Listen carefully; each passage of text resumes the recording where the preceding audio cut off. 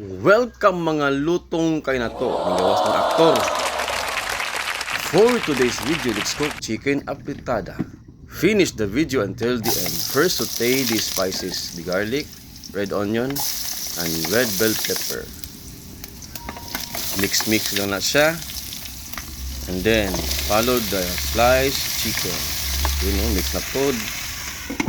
Cover and let it simmer. And then, put the salt, ground bell pepper, and seasoning to taste. And then the turmeric powder pang ganda. And follow the carrots and potatoes. Mix lang and add a little bit of soy sauce. Mix na food. And then let's add water. Mix all together. And the green peas. Next is the pineapple tidbits.